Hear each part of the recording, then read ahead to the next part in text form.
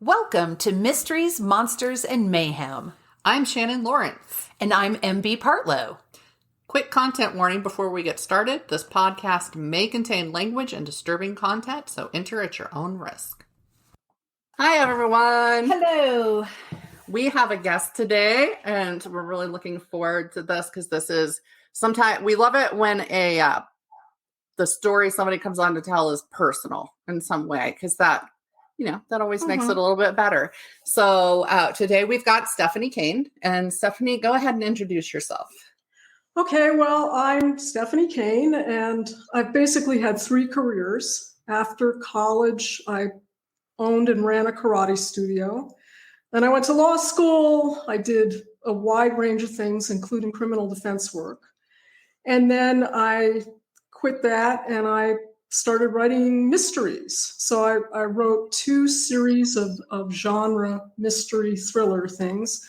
The first starred a criminal defense lawyer who was a better lawyer because of her difficulties reading. So the heroine was a dyslexic female criminal defense lawyer.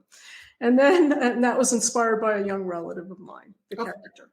And then I wrote another series whose heroine was a paintings conservator at the Denver Art Museum who was trained from childhood to be a little too observant.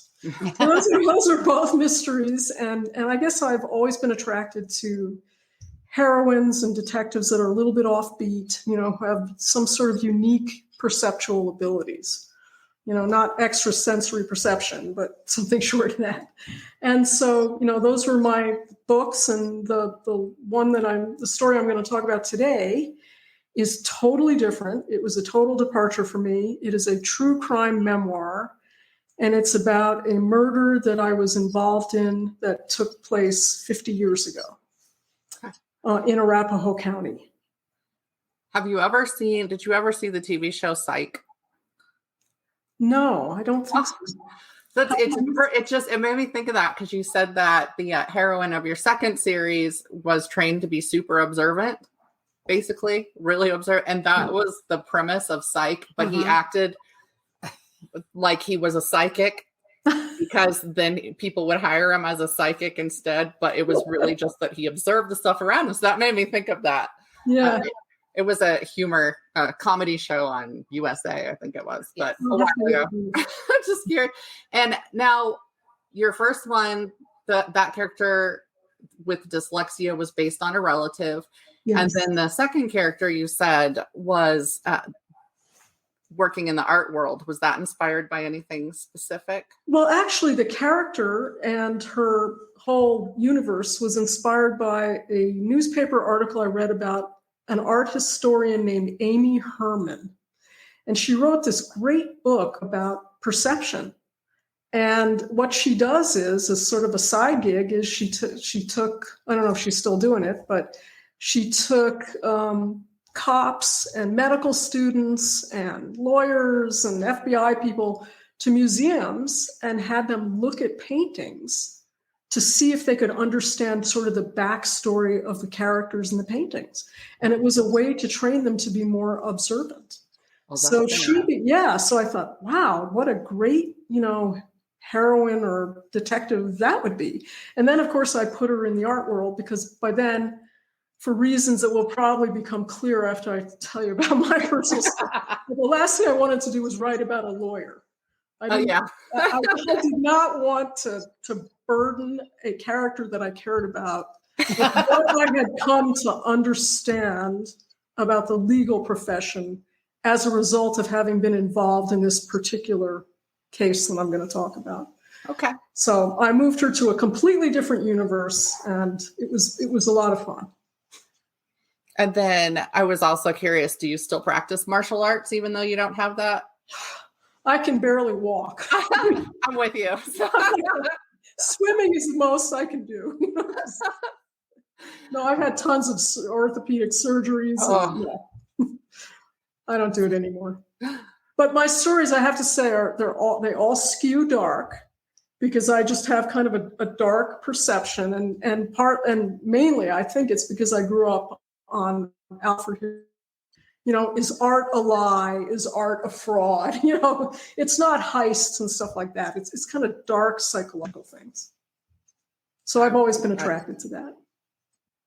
I love the dark side. Me too. I hate it when everything wraps up in a big pink shiny bow and it's pretty and everything is nice. And I'm like, I just read and I can't remember which one because I've read several lately, but it was a haunted house novel. And the ending of that book it was extremely satisfying. It was not particularly happy, but it was very, very satisfying. It settled a lot of things, a lot of issues I have with some horror endings because sometimes they rush it. By the time the main character confronts the big bad, it's like, boom, it's over and they've won. And la, la, la, they just go on with their life. Yeah. No, I like the darkness. We all hear that's it. This will be the dark episode. We all like the dark. Everybody knows this. Yep. All right. Do you want to? I can begin because I knew we were going to. But we didn't get you to say what is the title and release date and all that good stuff for your book before we get started. The title of my true crime memoir is True Crime Redux, which means redone, reborn. And it releases on Tuesday, May 2nd. Yay. All right. So I knew we were going to be talking about some cold cases, some things that are unsolved. So I thought, okay, I will look at some unsolved cases to talk about. You should know, though, it's really odd. These are both talk about children, and anybody who listens knows I don't usually do things that involve children. I'm just usually it's a step too far for me. But for some reason, here I am. I don't know. Maybe I just was fed up this week. In a mood. I was in a mood. The first one starts on the Friday of Memorial Day weekend in 1988. A woman named Julia Taggart Norris was home sick. She was actually sick in bed with a kidney infection. And I'm like, well, that sounds just awful. In Central Falls, Rhode Island. It's just Central Falls. There's nothing that makes it stand out. It's a suburban area, tends to be liberal.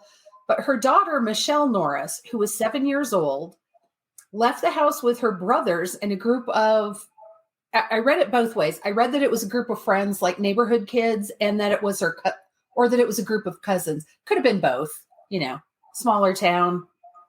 You're related to half of it. But they went to a nearby park that was behind their elementary school, and you can actually see the playground from the kitchen window of their house. So, and this was something the kids did. It wasn't a big deal. She disappeared. Michelle, the 7-year-old girl, disappeared. Nobody heard anything. The other kids who were there didn't hear her shout, didn't hear her cry out in any way. They didn't see anybody approach the playground, and they didn't see her leave with anyone. She was just gone. After 2 days, they found her body. Her naked and bruised body was found on a debris-covered hill in the woods, less than half a mile from the playground. She had been sexually assaulted and then strangled to death. With no witnesses and very few clues, the police investigated thoroughly for the first year after Michelle's death. By that, I don't want to imply that I don't think the police did their job after that, but they went after this hot and heavy, but there was nothing for them to go on. And that's typically when it first happens is when they give it the most attention. Yeah, because then other stuff happens. And yes. There's rarely one case. Now, her mom and her grandmother both said she was a shy girl who wouldn't have easily gone with a stranger. Not necessarily like she was a tough kid and would have fought back, but just that she was shy around strangers and would not have gone without a fight. The police did bring people in for questioning, but no arrests were made and progress stalled.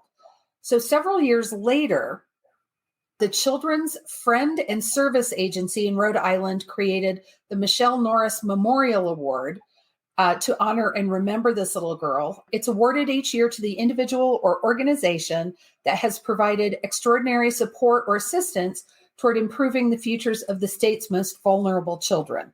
30 years later, In 2019, two events occurred that gave Michelle's mother hope for closure. So a few months before Michelle had gone missing, a 10-year-old girl named Christine Cole went missing from a town less than 2 miles away. So her body was found 54 days later on a beach at a public park. It had washed up on the shore. In 2019, police used DNA evidence to arrest a suspect who lived above the market where Christine was headed when she went missing. So it's like, I can't remember, she was either seen going into the market or walking away from the market, and he lived above the market. Ultimately, it was shown that the DNA match, it was really premature for them to call it a match. It was a very broad match, and it wasn't in any way specific to this one person. There may have been some racial discrepancies there. That's all I will say on that matter. But there were a lot of men in the area it could have matched to, just not just the one arrested. So the charges were dropped against him in 2020 for insufficient evidence. And in 2021, the man in question brought a lawsuit against the Pawtucket police officers who arrested him and the state lab tech who examined the DNA evidence. However, also in 2019, investigators told the mom, Julia, that the debris that Michelle had inhaled when she was strangled didn't match the soil where she was found, leading investigators to believe she was killed in a different location and then her body was moved. However, they haven't been able to track it further, and that case is still open, which is just, I can't even imagine going that many years and not knowing. The next case is worse. So the next case took place in Alma, Arkansas, which is in the northwest corner of the state. And yes, I don't want to live in Arkansas, but I have relatives there, so I do have a fondness for the state. On June 9th, 1995, 6-year-old Morgan Nick went to a Little League game with her mother, Colleen Nick. At approximately 10:30 p.m., Morgan asked her mom if she could go catch fireflies with her friends, which I can remember doing that as a kid. Again, it's a whole bunch of kids in the parking lot. It's a whole bunch of kids. It's a whole bunch of parents. I'm gesturing wildly, and I know our listeners can't see that. 15 minutes later, at approximately 10:45, Morgan and her friends sat down to empty the sand out of their shoes. Again, completely normal. Her friends saw her sitting next to her mother's car to empty her shoes. And when they went back to the game, Colleen was like, "Where is Morgan? She's sitting on the ground next to your car." Colleen went to look for her, and Morgan was gone. Morgan's friends later reported seeing a creepy man talking to Morgan by her mother's car. But that was it. Creepy man, maybe. And they were young kids. So anyway, in January of 2002, police received some very specific information that led them to believe they might have found Morgan's burial site. They dug on property in Boonville, Arkansas, but at the end of the evening left the property empty-handed and said they had no plans to return. In late 2010, authorities searched a home in, I don't know if it's Spiro or Spiro, Oklahoma, for DNA evidence that Morgan had been there. They returned to the home again to search for evidence in 2017, this time with the aid of cadaver dogs. Now remember, she went missing in 1995. I don't know how much use cadaver dogs can be that much later, but they did it. They went and looked. In November of 2021, which was 26 years after Morgan went missing, police named Billy Jack Lynx as a person of interest in the case, and whose red pickup truck was the focus of the investigation early on. Fibers found in the truck were a close match for the fibers of Morgan's shirt, but couldn't be linked to her specific shirt. The issue there was that she was wearing a Girl Scout shirt. So how many Girl Scouts are in the area? You can link it to, you could say, yes, these fibers are from a Girl Scout shirt, but unless it has some kind of DNA on it, you can't match it specifically to her. Of the hair and blood samples found in the truck, investigators said there was not enough DNA to make a positive ID of Morgan. Lynx died in 2000 in prison. So to me, this one is a bit worse because they never found her. Yeah. They don't know what happened. And the one person who they think could give them answers is dead. However, Colleen Nick saw the need for an organization that could provide immediate assistance to families of missing children, and she started the Morgan Nick Foundation. So this foundation has a 3-pronged approach to helping families of missing children in Arkansas. And in fact, in Arkansas, the Amber Alert is named after this little girl. The first thing they do is boots on the ground. They connect with search and rescue workers. They make and distribute flyers. They help the family work with social media. They liaise with law enforcement and all the people that could be involved. The second thing they do is provide education services for children and parents to help prevent disappearances. And third, the foundation advocates for legislation to protect the rights of children, and especially the more vulnerable children. So I will give my sources: Thought Catalog website, NBC News, the Providence Journal, the Criminal Journal, Wikipedia, and the Morgan Nick Foundation website. It's always amazing how many people who are involved in something like this go forward and start nonprofits or whatever that helps other people who've been in the same situation. I mean, it takes a lot of, there's multiple ways that you can go if something like this happens to your kid. And some of that, it might be shut down and they're not living their lives anymore. But it's always amazing, these folks that do something to help other people. So, All right, Stephanie. This is a good segue into my story because there is a guy like that in my story. His name was Howard Morton, and he founded an organization in Colorado called Families of Homicide Victims and Missing Persons. Okay. And it's basically a cold case survivors advocacy group. And I interviewed him for my book, and he just, I'll tell you about it at the end because it'll make more sense then. But he really filled me in on, what the real horror of a cold case is. And it's in the not knowing. Yeah. And that's actually what drove me to write my book, because I spent almost 50 years trying to understand what had happened in this case that I unfortunately played a role in. So let me just bring you back to June 9th, coincidentally, with one of your cases, 1973, almost exactly 50 years ago. I was a sophomore at CU in Boulder, living in a little apartment on the hill with my boyfriend, fiance. We were supposed to get married in 2 weeks. It was a Saturday morning.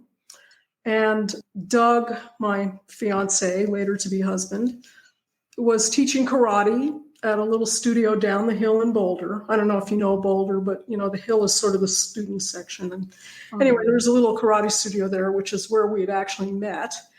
And so that Saturday morning, 2 weeks away from our wedding, that morning we got a phone call from Doug's mother, Betty.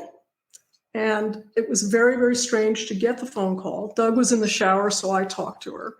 It was strange because she was very opposed to our wedding, specifically to him marrying me, because we came from totally different backgrounds. She didn't like me, our families were totally different. Anyway, she called and she wanted to give some innocuous message, us to get some message to one of Doug's sisters who was a student in Boulder. So it was very strange that she called because she'd never called before. And it was a very stilted kind of weird little call. So then Doug, went down, taught his karate classes. A few hours later, I walked down the hill to meet him like I usually did on a Saturday. And I saw his father sitting on a bench in the karate studio watching the class. I should back up and tell you that his parents lived 40 miles away in unincorporated Arapahoe County. His father was an engineer at Martin Marietta, a very buttoned down, unspontaneous kind of guy whose children called him Mr. Work the Problem. So like a 40-mile spur of the moment, I'm going to go watch Doug's karate class, totally out of character for him. And that morning, as it happened, Doug's 13-year-old brother had come down from Littleton, that was the closest town, to where they were living. and taken, come to take his first karate class, first and only karate class, as it turns out, from his big brother, So Dwayne was sitting there, and I said, what are you doing here? And he said, oh, I came to pick up Doug and pick up Greg, the 13-year-old, and show him where you're living. That was another very strange thing, because the last time we had seen Betty, she had made us promise that no matter what happened, that Greg would never know that we were living together in sin. Oh, right. Okay. So that was like a huge red flag. But there were other red flags. Like it was sweltering out. It must have been in the 90s, early June in Boulder, bright, bright sun. And Dwayne was wearing this dark, long-sleeved shirt with an undershirt underneath. And perhaps most strangely of all, he had this big bruise on his forehead. And it was so strange that even though I was completely intimidated by him and Betty, because I knew they didn't like me, I couldn't help saying, what happened? And he said, oh, we were doing house cleaning this morning, and I opened a closet and a lawn chair fell on my head. Spring cleaning. So I thought, okay. So we get in the car. He drives us back up the hill in his car, and he gets out of the car and he hands Doug a warm 6-pack of beer, the real stuff, not the 3-2 that we could buy as teenagers. And that was just completely weird because, first of all, the beer was warm, and second, Doug didn't have that kind of relationship with his father, where they would, crack open a beer. It was very weird. Then we go up to our tiny little apartment. Dwayne sits on the edge of our day bed with his head in his hands. And then he jumps up suddenly and says, we have to go, we have to go. So he and Greg leave. He said they were going to be looking for a place for a rehearsal dinner for the wedding that we weren't even sure they would attend. Oh. And then, they were gone. So we drove to Villa Italia, I think. I don't know if you guys remember that. It's an ancient mall that's been closed for decades, to buy Doug's first suit. He never owned a suit before, his wedding suit. We come back home and the phone is ringing, come home, something terrible has happened. Then I asked Doug, what happened? And he said, I don't know. So he called back and somebody told him, your mother is dead. Come home. So we drove to Littleton with Doug's sisters who were living in Boulder, and everybody was crying. And, we got to the house. There were cops all over the place. Betty's body was still there because there was an ambulance with the light out. And now let me back up and give you the crime. So apparently she was beaten to death. It was very, very brutal in her garage by some intruder. The thought was that she had surprised a burglar in the house while she was doing her house cleaning, while Dwayne was on his way to Boulder, And this was in a little subdivision near what's now South Glen. There used to be a big South Glen mall. I think it's still called South Glen. And it was in a subdivision with tons of houses. It was a brilliant Saturday morning. Everybody was hanging up laundry or watering their lawns, tons of people around. Not the kind of place that a burglar targets. Why on earth would he target this little house? Yeah, in the middle of the day, in the middle of the morning. On a Saturday. Yeah. Residential burglars are apparently very shy. They're not in trouble. So they burglarize businesses on the weekend when the businesses are closed, and residences during the week when there's no one home. Most of them are not looking for trouble. So anyway, and it was very brutal. Her body was found sprawled face down in their garage. And there was blood spatter high up on the walls and blood all over the place. And she was found near 2 trash barrels that contained loot taken from the house.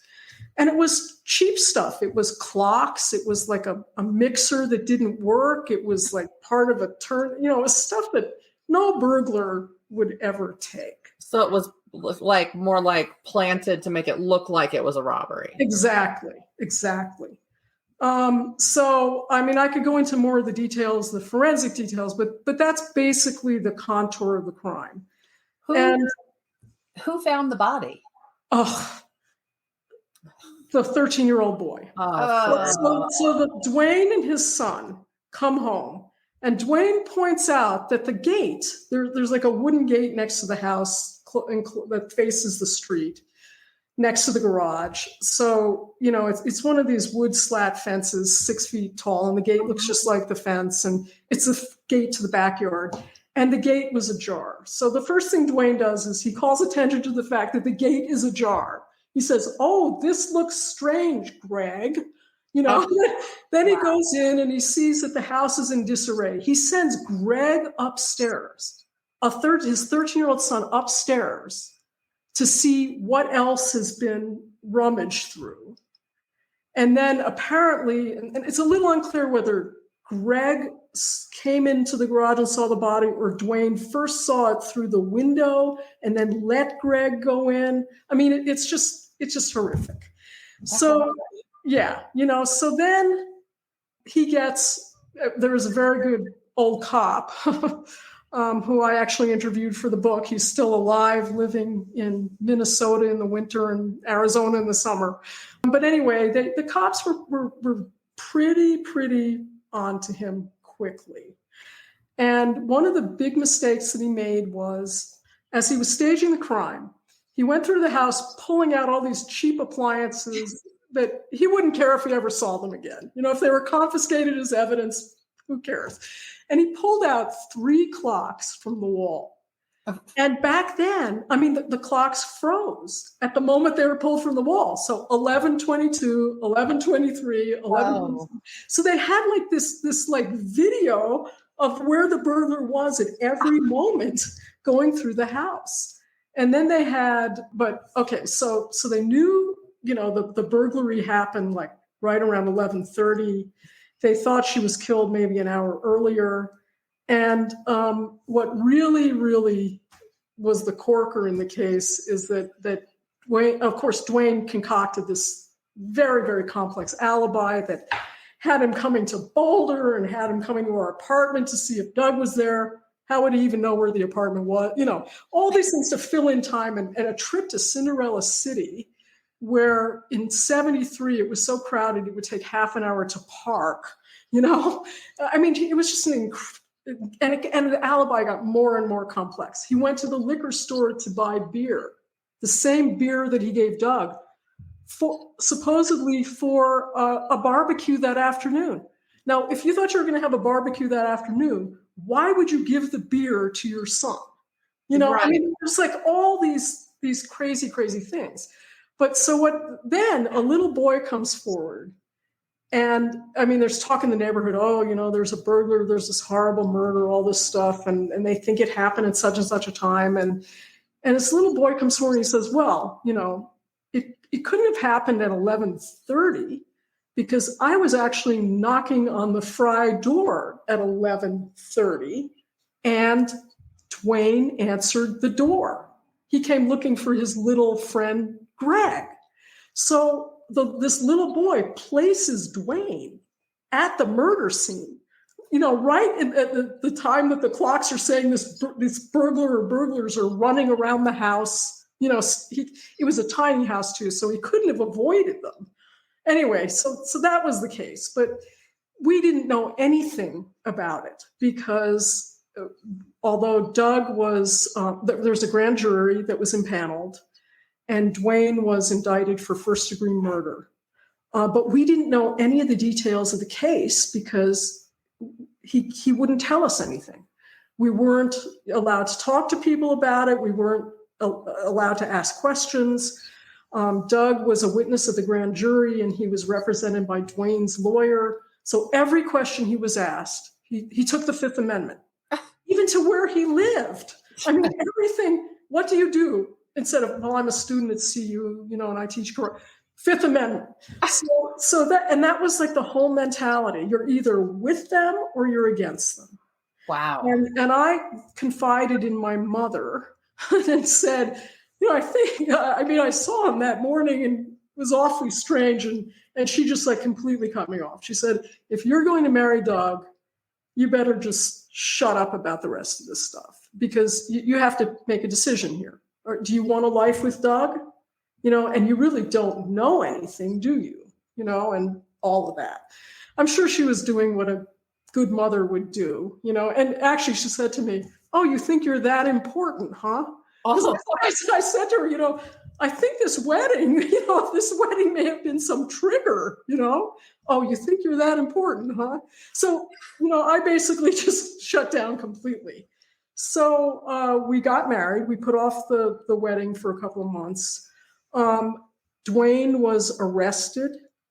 He was bonded out, and he took us to dinner at this place called the Red Lion Inn, which is this old sort of inn in the foothills west of Boulder. And, he said, I want to take you guys out and share some memories of Betty, things that Doug may not have even known about his mother. So Doug was all prepared for, these wonderful, warm memories of Betty. And instead, it was a tirade of how much Betty had cost Dwayne, how unhappy he had been. Apparently, she had manic depression, and Doug didn't know it. None of the kids knew it. It was kept as like a shameful sort of secret. Uh-huh. And Dwayne said, she tricked me into conceiving you and Greg. If it was up to me, you would never have been born. Wow. So, shit.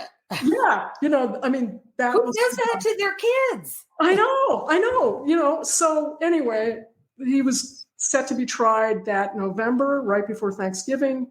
We were in Winter Park on a delayed, weekend honeymoon. And he called us and said, guess what? The charges have been dropped. And that was it. Nobody ever talked about it. We tried to move on with our lives, etc. And then he married, like within a year, he married somebody who had been like a former neighbor, who was a close friend of the family, who divorced her husband. She was married to another Martin Marietta engineer, and they just moved. They moved to California. They just took off and moved. And the family just sort of scattered. And Doug and I were the only ones who stayed in the Denver area. So Doug went to medical school. I went to law school, not for incredibly idealistic reasons, but because I wasn't equipped to keep running the karate studio, which had been supporting us. And, I didn't do math or science. So, what do you do? Tuition was cheap. He started having breakdowns. We ended up getting divorced after 9 years. And I was just left with this incredible sense of guilt that somehow my coming into that family had upset some fragile balance that had triggered this explosion of rage in the garage. And I didn't even know if Dwayne had done it, because we had been completely starved of any kind of information. So, and it was considered disloyal if you question anything. So fast forward like 20 years after the crime, I met my current husband, told him this story, and he said, well, why did they drop? It sounds like Dwayne might have actually done this. Why did they drop the charges? And I said, well, I have no idea. So he, with his encouragement, I went to the Arapahoe County Courthouse. I got the old file. There was this old microfiched transcript of the lead cop's testimony at the grand jury from 1973. And that's how I got all the facts about the garage. I mean, I didn't know anything about the clocks or nothing. We'd just been told it was a bogus case. So I sat down. I'd never written anything before. I was a practicing lawyer, and I just started to just write it out. And I just fictionalized it more and more and more. It went through like 20 drafts. And back then, what I wanted to do was make the story come out right. So I made it a mystery. I invented some rummy old cop who screwed up the case, because we sat down with the DA, who had been the DA back then. And he said, oh, yeah. The case was blown by some guy. I think he was from the Colorado State Patrol. And I pictured this sort of like Barney Fife kind of character. So then I fictionalized it more and more and more and more. And that became my first book called Quiet Time. And I wrote it under my second husband's name, which is my pen name, because I didn't want anybody to associate it with the real case. I didn't want to cause that family any more problems. And so, it was published by Bantam, and I was very honest with them about the origins of the story. They made me change like tons of things. Colorado could not be mentioned, could not be named as a state. It was an unnamed state north of New Mexico. It was crazy. Did whatever they wanted me to do because to me, it was totally fiction at that point. And I didn't want anything to come of it. I had no agenda. And it was published like 2 weeks after 9/11. So it had a very short life and a very quick death.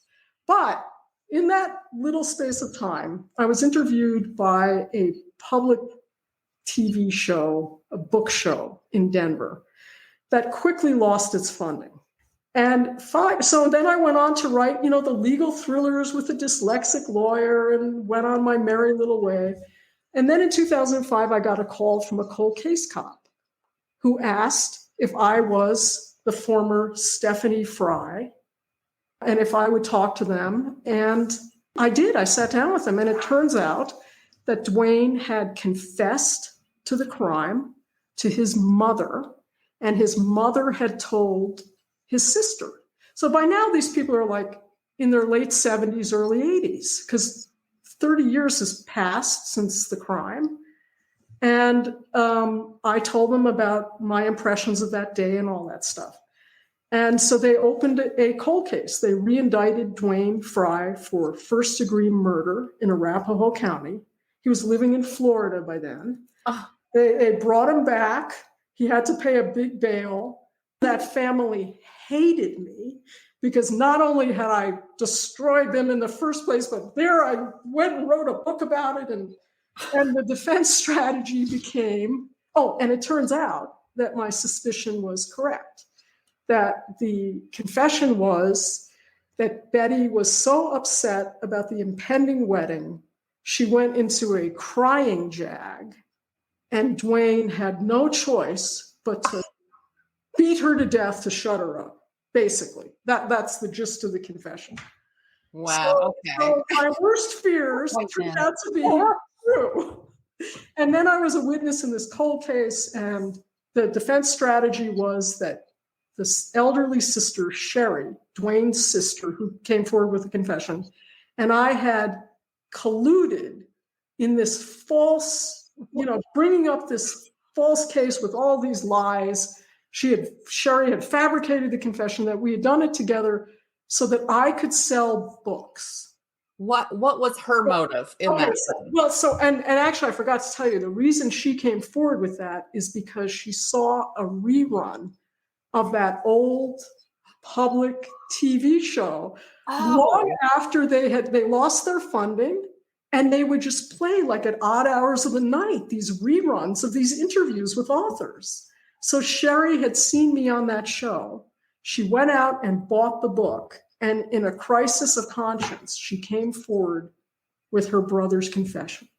Wow. So a cold case was opened. He was re-indicted. It went on the pretrial proceedings, because of the big issue legally was the admissibility of the confession, because he had confessed to his mother and she had told Sherry, so it was hearsay on hearsay. And anyway, it went on literally for years, but I had a target on my back. They subpoenaed every draft of Poor Little Quiet Time, all of my notes, all of which I'd unfortunately kept because as a lawyer, I was a pack rat. Yeah. I didn't throw anything away, so anyway, it went on for years and years. It went up to the Colorado Court of Appeals. It went up to the Supreme Court. It went back down to the Court of Appeals. And 9 years later, just about everybody was dead. So when it came back down to, and the DA had been 3 DAs ago, nobody was motivated to try it again.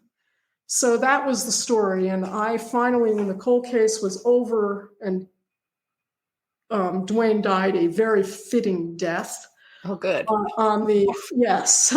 This is how I knew I finally had a story to write about. Almost on the eve, like a month before the 40th anniversary of Betty's bludgeoning to death, he blew his brains out. Oh. Yes. So there was an interesting bookending effect, and that family despises me. I mean, during the cold case, they got a protective order so that none of the kids could contact me because they were so angry at me. But Betty's family was very supportive. You know, they were very glad that it was all come out. And anyway, when it was all done, I did, I still had tons of questions. I got all of the files from finally a formal request. I got all of the files from 1973 and the cold case. And I pieced together all of the facts, all of the things I would have given my right arm to have known. Mm-hmm. And finally, I had it all, and I went out and I interviewed witnesses. I flew to Arizona and talked to the cop who remembered it like it was yesterday. He'd been scapegoated. You know, they just used him as an excuse to dump the case in 73 because Dwayne hired fancy lawyers, you know, excellent lawyers who just went after every single little thing and succeeded in getting the charges dropped in 73. And then in 2005, he hired other lawyers who painted a target on my back and the sister's back and stuff like that. So, you know, in a sense, they succeeded. You know, he never faced true justice, traditional justice, but I'm very satisfied with the way it ended for him. Yeah, I really am. It's disturbing how an entire family, I don't understand how they could believe he didn't do it fully. So I feel like they went in there trying to cover up this crime and protect him despite him having viciously murdered somebody. And that's disturbing. Well, I think that, you know, I've given a lot of thought to that. I don't know why. Well, the oldest daughter was his staunchest supporter. You know, even in 2005, it was, if you're blaming my father again, I'm not going to speak to you. You know, but they all kind of convinced themselves that they basically didn't want to know what happened. But when I faced all of these sort of moral, ethical questions, like, first of all, when I wrote Quiet Time, what right did I have to fictionalize these people, to make them an interesting, a neat little story where it all comes out right? And then in 2005, I had to face these people, you know, in the cold case, people I had fictionalized who felt I had continually wronged them, did everything I could so that book would never be connected to them. Yeah. You know, and anyway, so I faced all these, like, I had to take a hard look at myself and, am I really responsible for Betty being killed? You know, all of these awful things. So I continually had these, I blamed myself. I felt a lot of guilt on multiple levels. And it wasn't until, and this comes back to what you were talking about, MB, the guy I interviewed to get some insight into cold cases was this guy, Howard Morton, who started the local group, Families of Homicide Victims and Missing Persons. And Morton had started this group because in 1986, his eldest son, Guy, had been murdered in Arizona, and the case was never solved. So he and his wife, they had lots of other children, but they never, ever even began to get over it. And I was talking to him about why these cases, why people can't let go of them, not just the public, but the families, why you can't let go.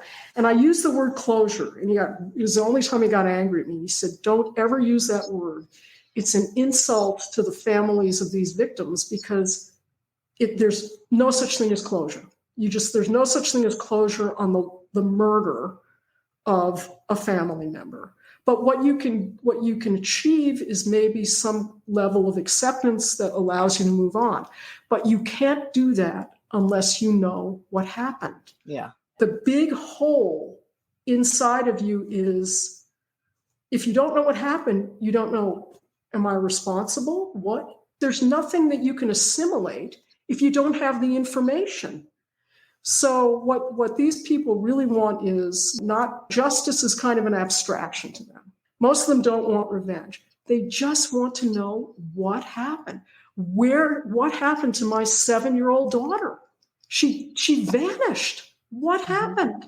You can't move on with your life until you have those basic answers. It's better to know how they died than to just not know. Or because you're filling in the blanks. Exactly. Yeah. And that hole, I filled that hole in me with my guilt. Well, I must be responsible for it. What could I have done differently? Exactly. What did I do wrong? What could I have done better? What could I have done differently? Yeah. I didn't do it. He did it. And there were other things going on in the family besides the wedding. The wedding was maybe part of the trigger, but it wasn't the only thing. No, clearly they had issues. If he can lose it and then blame her, look what you made me do. I feel like he probably said that while he was doing it. Look what you made me do. Well, actually, the cop in 1973 and the DA in 2005, they think that he ambushed her. They think that he called her into the garage because she was struck from behind, and right behind the door, it was one of these deals where the garage connected to a utility room and a passageway to the house. So there was a door from the inside of the house directly into the garage. And there was a step ladder right behind the door that was open. And it looked like somebody was waiting on the step ladder and bashed her. And you know where they think the bruise came from? Recoil. As he was hitting her. Oh, God. I have to wonder with the super warm clothing if there were marks on his chest or something like that, too. Well, you know what? The only question I was ever asked was by the defense investigator. And he asked me to describe the clothes that Dwayne was wearing when I saw him in the karate studio. And I said, well, I remembered him really clearly because I was like sweating like a pig, and in cut off shorts and a t-shirt. And so I told him, he said, that's the most accurate description we've gotten. And I thought, well, I don't know what that means. But people who saw him earlier said he was wearing different clothing that was appropriate to the weather, like a short sleeve pattern shirt. And those clothes disappeared. And you know what else disappeared? Part of his alibi, along with that beer for the for the barbecue he never intended to have. He also bought a can of lighter fluid for that barbecue. And guess what never turned up also? The lighter fluid. The clothes and the lighter fluid never turned up. And there's a lot of ditches off of Santa Fe Drive between where they were living in Boulder. And the speculation is that he burned it. Yeah. And he may have had other injuries too. Definitely check out. It's True Crime Redux? True Crime Redux. Because this is a hell of a story. Yeah. And I have a few heroes in it, and they're Dwayne's sister. Yeah. She lost her relationship with all of those relatives by coming forward and telling the truth. And she was brutalized on the stand. They beat her up, but she was great. She just was like given back as good as she got, but it was terrible. It had a terrible toll on her. And then Betty's sister, Jean, her closest sister, she's a hero of mine. And Howard Morton, because Howard Morton understood. I always felt guilty. Why 50 years? Why can't you let this go till you understand it all? And he understood. He said, you couldn't let it go because it tunneled its way into you. And the only way you can let it go is if you go after the facts and find out the facts. And I'm happy to say I have let it go now. I have. It's no longer torturing me. It's no longer keeping me up at night. It's simply because I was able to find out what happened. Unlike those poor mothers you were just talking about, who still don't know. Right. Because again, you have to fill in the blanks. For the one I'm doing, you'll see, but they didn't leave behind necessarily a bunch of family because it seems like maybe a lot of people were in it. But so there's really just 2 children in this who had to grow up not knowing the answer to this one, because this one's a cold case. So I'm doing a Hall Mills murder, and it was interesting because I was looking up for cold cases, and this was on like the 5 most notorious cold cases. And I hadn't heard of it. I'd heard of all the other ones in it. So it was interesting that this one didn't stick out because I feel like I must have heard of it at some point, but then I found it super intriguing. So yes, this is the Hall Mills murder. On September 16th, 1922, 2 bodies were found on a well-known Lover's Lane in New Jersey. Their identities would shock Somerset County residents as well as the neighboring county and trigger a nationwide media flurry that would be the greatest ever seen in the U.S. until the kidnapping of the Lindbergh baby. So for once, I'm doing the old case. The bodies had been positioned both on their backs, their feet toward a crabapple tree, with the man's Panama hat over his face while her hand was on his thigh and her head rested on his arm. So they'd been posed this way. They were nicely dressed. He was in a suit. She was in a blue and red polka dot dress with silk stockings and a silk scarf and a velvet hat. And her hat was on the ground beside her. A lead pipe and a .32 bullet casing were found at the scene. Love letters they'd written to each other, and I think they were primarily from her to him, had been torn to pieces and left in between their bodies. His calling card was leaning against the sole of his left foot. The card said, Reverend Edward W. Hall, Church of St. John the Evangelist, New Brunswick, New Jersey. So he was a reverend. But that wasn't the most shocking part. The detail that people found upsetting and intriguing was that both the man and woman were married to other people. So those love letters make a lot of sense. Eleanor Reinhardt, 34, was the female victim. A mom of 2, she was married to James E. Mills, who was about a decade older than her, and was a sexton at the Reverend's Episcopal Church. He was also an elementary school janitor, and Eleanor sang in that church choir. I was wondering, she was wearing very nice clothes and silk and velvet, and I don't think an elementary school janitor, I know he didn't make much money, so I was like, were these gifted to her? How did she have the money to get these things? Or maybe they weren't expensive then. I don't know. I feel like they were. Edward Wheeler Hall, 41, was the male victim. As already mentioned, he was a reverend at a local church, married to a woman named Frances Noel Stevens, who was 7 years his senior since 1911. And I don't believe they had any children. I couldn't find anything about them having.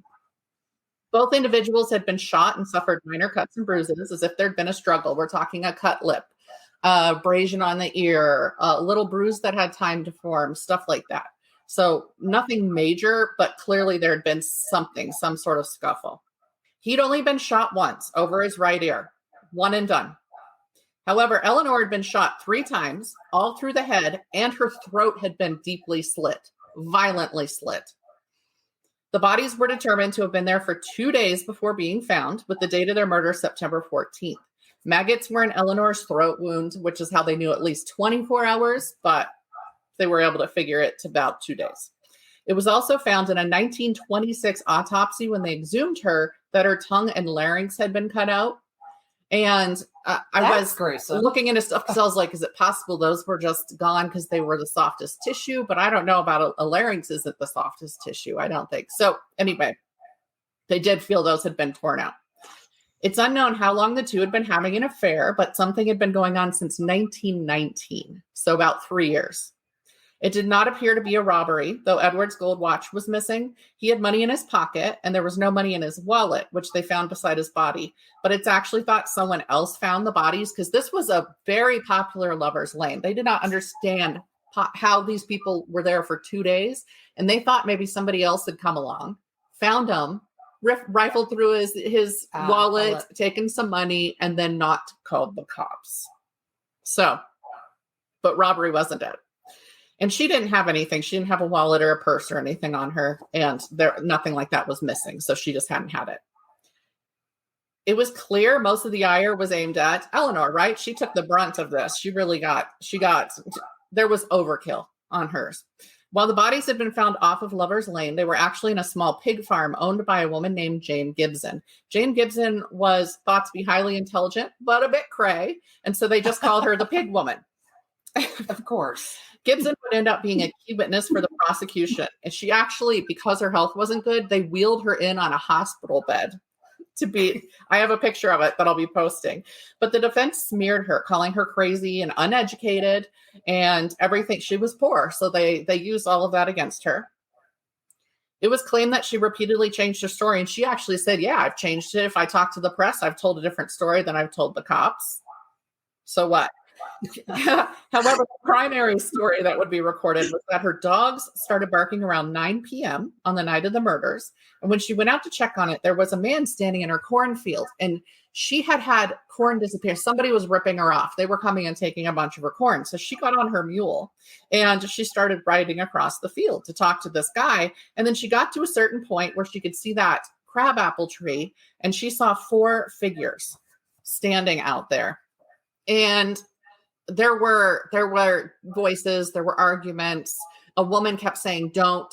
And so Jane went, and she turned around the mule, but she's glancing back. She hears a gunshot and she sees one of those bodies crumple. And then again, that woman screaming, don't. And it was believed that she said, don't, Henry, don't. And then 3 more gunshots sounded and that other figure fell from sight.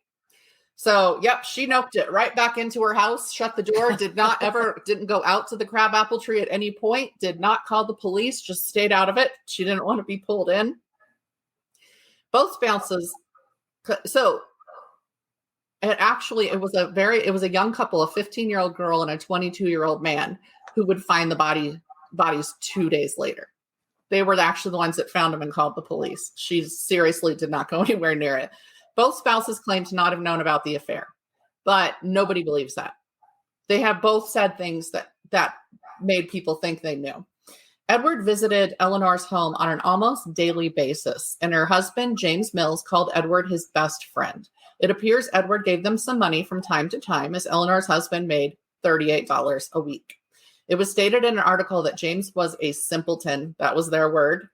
But other things said, okay, he wasn't highly intelligent. He struggled. So whatever was going on, he wasn't the brightest bulb. And so it is possible that he truly didn't know about the affair. It's also suggests that he looked the other way so money would keep coming in, because Edward's like, here's some money. And that's how I think she was able to buy the nice clothes and stuff. And he had actually the Reverend had paid for some of her medical bills for something recently, that sort of thing. So, hey, I guess if you don't care that much, you're like, go ahead, because I'm getting me some money. Both spouses also had alibis. With Edward's widow, her maid backed her up, said, yep, she was home the whole time. And James's neighbors heard him doing woodwork, and they actually saw him about an hour before the murder happened. But then he went in and there were nails being hammered. They were pretty clear that he definitely was home and was not at the spot of the murders. So he was never even, after they talked to the witnesses, he was not an active suspect. Whether the spouses knew or not, townsfolk and parishioners knew very well that these two were having an affair. They were terrible at covering it up. At the very least, the Reverend Edward's wife knew. With the extra energy put into the killing of Eleanor and obviously rage directed at her, the police looked into Edward's wife, Frances, who was said definitely knew about the affair. That would be 4 years later that accusations were made about her. And this only after her maid's husband filed for an annulment of their wedding or of their marriage, alleging his wife had told Frances the morning of the murder that her husband intended to elope with Eleanor that night and that she'd been given money to provide the alibi for her employer. So they were not married at the time that this happened, but she ends up telling her new husband that she knows some things about this very infamous and notorious at that time crime. This led them to her brothers and a cousin. Fingerprints on the calling card that had been left at Edward's feet proved to belong to William Carpenter Stevens, one of Frances's brothers. He was known to own a .32 caliber pistol, which is what had been used in the commission of the crime. Interestingly, historians believe Willie was autistic, but very high functioning. And it's his time on the stand. His time on the stand was called colorful because he was very matter of fact, and they said not unsympathetic to the situation, but he really pointed out logic flaws and stuff like that to the lawyers as they were to the prosecution, and not in a rude way. He just, again, matter of fact, well, that doesn't make sense. And so he actually made that prosecutor look really bad. And again, they said not unsympathetic. It's not like he was trying to, he was just answering as far as he saw the truth. Right. So he lived with his sister and her husband and was given an allowance for money left to the Stevens by their parents. this family was part of the Johnson and Johnson family. They were from that. So they had been left basically, I think it was $2 million at that time. Wow. And because he couldn't control it, wasn't on top of how to spend money and all of that, he got that allowance instead from a trust. He was never able to hold a job, and he spent most of his time at the firehouse because he wanted to be a fireman, but he could not qualify. So they'd let him come hang out and play cards and do all this stuff. It actually sounds very sweet. But police felt he'd loaned his gun to his brother, and the brother was Henry Hugill Stevens, who was a retired exhibition marksman. And what people don't think about, it's not, unless you've got the gun pressed to somebody's head, it's not easy to get all of your shots into somebody's head when you're standing at a distance. It's just not that easy. And all 4 shots went into somebody's head. Henry claimed he had been fishing that night, and he didn't actually live in that town. And 3 witnesses did back him up. Another suspect was their cousin, Henry de la Boyer Carpenter. He was a Wall Street stockbroker. While the others would go to trial for the murders, Henry never did. He had filed to be tried separately, which was granted. And of course, he was brought in because what did Jane hear? She heard Henry don't. But nobody actually called him Henry, as it turned out. So they said that wasn't really good evidence against him. Anyway, he filed to be tried separately because the evidence and his involvement were so very different than the others. And he was granted that. There was 0 evidence against him. There was some evidence that pointed to the others, but ultimately nothing that held up in court. So the case that began November 3rd, 1926, after they exhumed the bodies, led to their acquittal. Though motive and means were provable, there simply wasn't enough solid physical evidence to say they did it. That, their alibis were strong because maybe people were willing to back them. And once they were acquitted, there was just no reason to try this cousin who was in it because she thought she heard his name being called. Part of the reason there was no evidence was that the bodies had been on a border between counties. And while police tried to figure out who was in charge, how often do we hear this, especially in old stories, looky-loos came. They just gathered and they trampled over everything. Yep. They picked up that calling card that was on the ground. They took souvenirs and just destroyed everything that could have actually been used. People are gruesome. They are, and I love they're like, true crime is a new thing. Nope. No, they just physically went there because nobody would stop them back in the day. Within a couple days, balloons and other souvenirs were being sold from a stand next to the scene of the crime. So people come look and see the blood soaked into the ground and the grass and everything. Yes. The issues between counties continued, with both counties sending a prosecutor to try the case. And eventually the judge got fed up and was like, well, you two will figure out how to work together or something else has to happen. And so they did.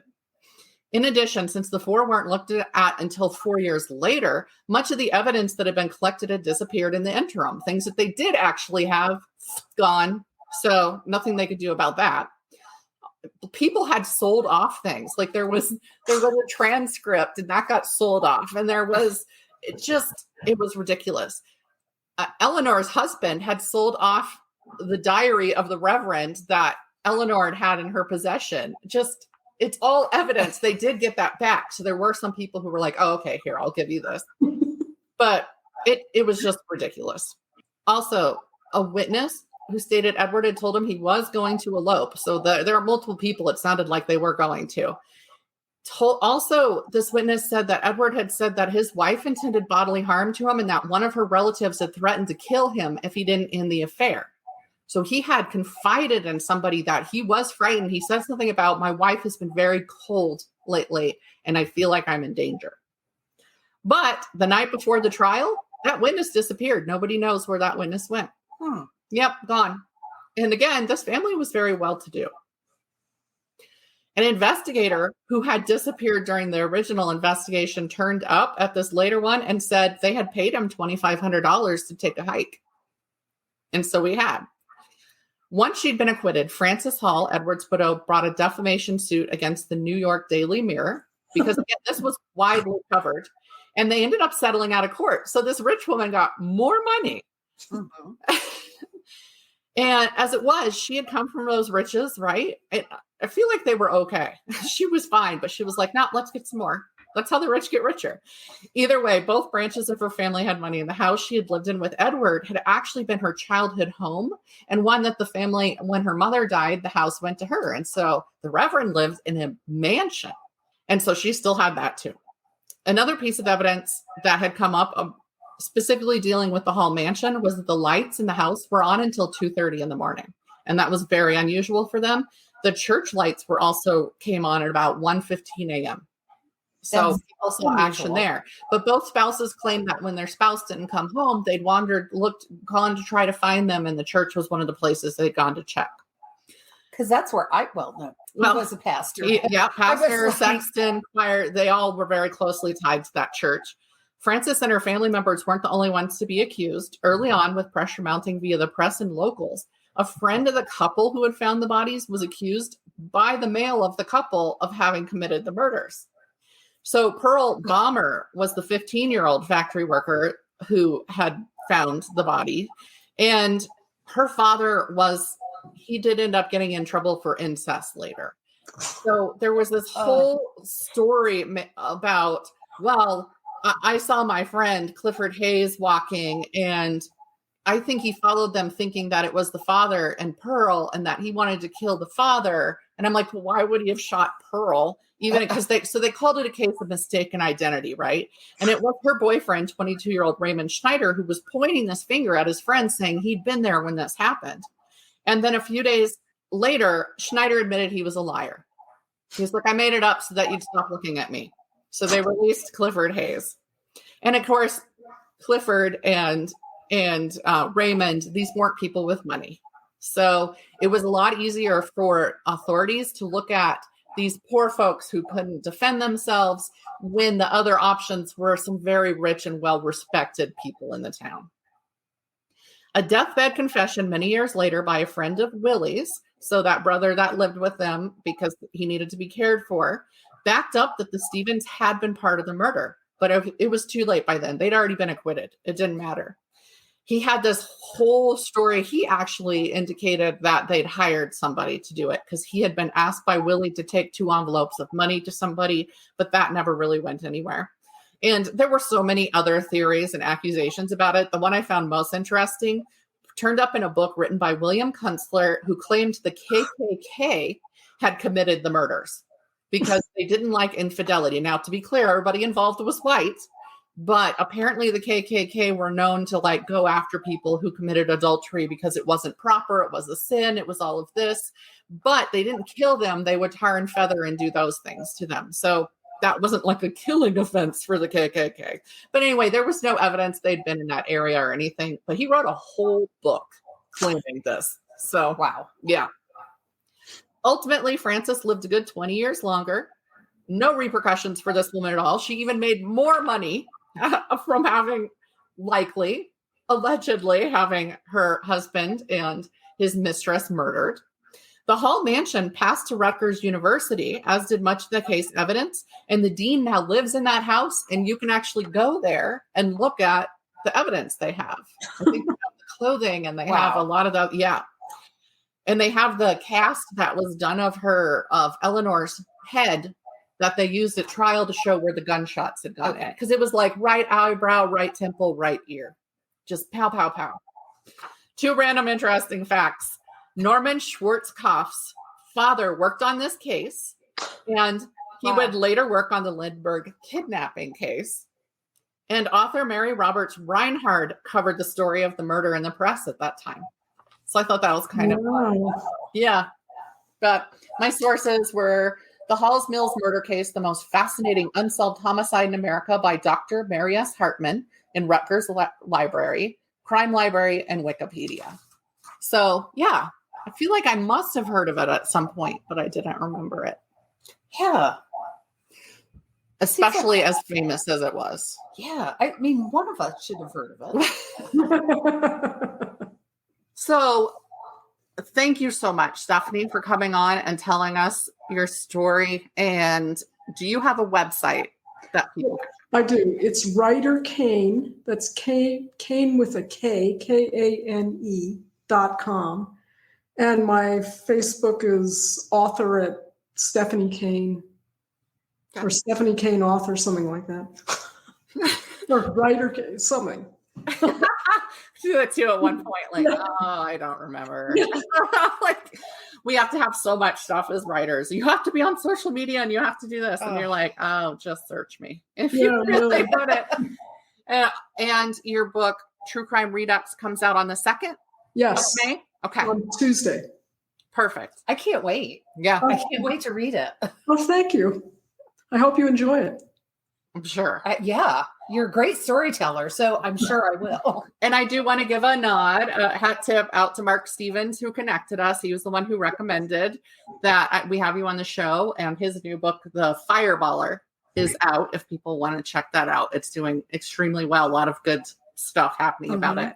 It's a terrific book. Oh, yeah, you've read it? I haven't read it. Okay. I haven't read it yet. Yeah. So thank you again for coming on. Thank you to our listeners. And we'll talk to you all next week. Thank you. Thank you so much. Thank you for listening to Mysteries, Monsters, and Mayhem. Find us on Facebook and Instagram or at our website, mysteriesmonstersmayhem.com. Please like, rate, and review, follow, and share wherever your favorite podcasts are downloaded. Thank you for listening and supporting our podcast. We'll be back next week with more shenanigans.